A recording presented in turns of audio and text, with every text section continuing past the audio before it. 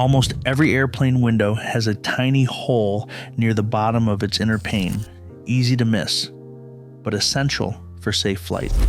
That hole quietly equalizes pressure between window layers at 30,000 feet, ensuring the outer pane does the real work. But how can such a small feature shape aviation safety? The tiny hole you spot near the bottom of an airplane window is known in the industry as a bleed hole or breather vent. Its job is simple but essential. It lets air pass between the cabin and the space sandwiched between the window's layers. This equalizes the pressure, so the outer pane, not the one you touch, takes on almost all the structural load. When the plane climbs to cruising altitude, the cabin is kept at a much higher pressure than the thin air outside. That pressure difference pushes outward on the aircraft's skin in every window. Without a way to balance the pressure between panes, the middle and inner layers would end up carrying some of that load, which they are not designed to do.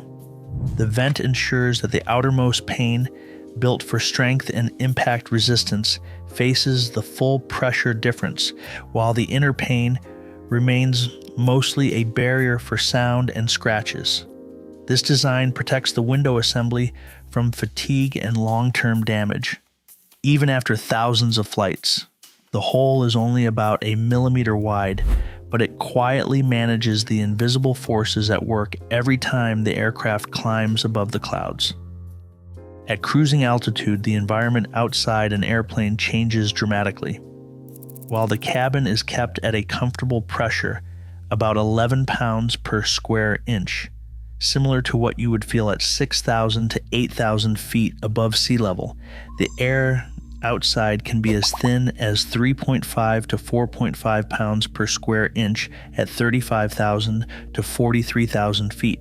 That creates a pressure difference of up to 9 pounds per square inch across the aircraft structure. That difference is not just a number. It acts as an invisible force, pushing outward on every square inch of the fuselage and windows. For a window the size of a sheet of paper, the force can add up to hundreds of pounds. Imagine a stack of several car tires pressing outwards on a single window every time the plane climbs to altitude.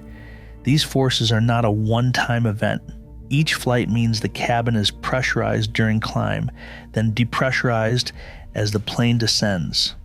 Over an aircraft's life, this sequence repeats tens of thousands of times. Every window, frame, and joint experiences these cycles, which gradually wear down materials through a process known as fatigue. The design of the window and the presence of that tiny bleed hole directly address these stresses, making sure the structural load is handled by the right part of the assembly. Without this careful engineering, the repeated force could lead to cracks or failures over time.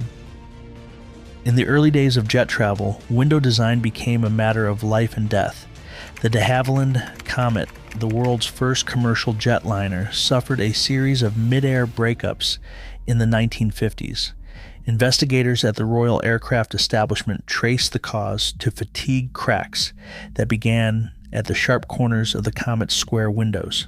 Under repeated pressurization cycles, stress built up at these corners until the metal gave way. In tank tests, a section of the Comet's fuselage failed after just over 3,000 cycles, far fewer than expected for a commercial aircraft. The lesson was clear. Sharp corners concentrate stress, making them weak points under pressure. The industry responded by switching to oval and round windows, which distribute pressure evenly and dramatically reduce the risk of cracks. Today, every passenger window is built with a 3-layer design. The outer pane, about 2 to 3 millimeters thick, faces the extreme conditions outside the plane. The middle pane, thicker at 5 to 6 millimeters, carries most of the pressure load. The inner pane, just 1 millimeter thick, protects against scratches and lets passengers rest their heads without touching the structural layers. Between these panes sits a sealed cavity, isolating the outer and middle layers. This cavity needs a controlled vent, because without it, pressure could build up where it should not, undermining the safety gains of the layered system. A typical vent hole in an airplane window measures just 1 to 1.5 millimeters wide, about the size of a pinhead. Regulations require that its flow area never drops below 0.6 square millimeters, and every hole is drilled to a tight tolerance of plus or minus 0.05 millimeters. This precision matters. The vent size is matched to the pressure changes the window will face, allowing air to move quickly enough to equalize pressure between the cabin and the space between panes, but not so quickly that it disrupts insulation or lets in moisture. The hole does more than manage pressure. It also limits condensation by letting a small amount of dry cabin air circulate between the layers, which keeps fog and frost from forming on the cold outer pane during flight.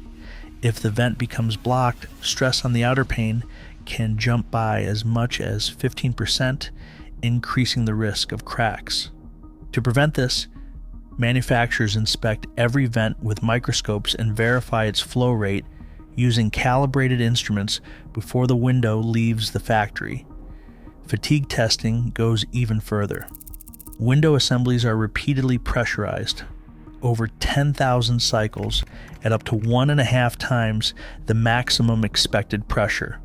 Vented windows consistently survive these tests, while unvented ones fail much sooner.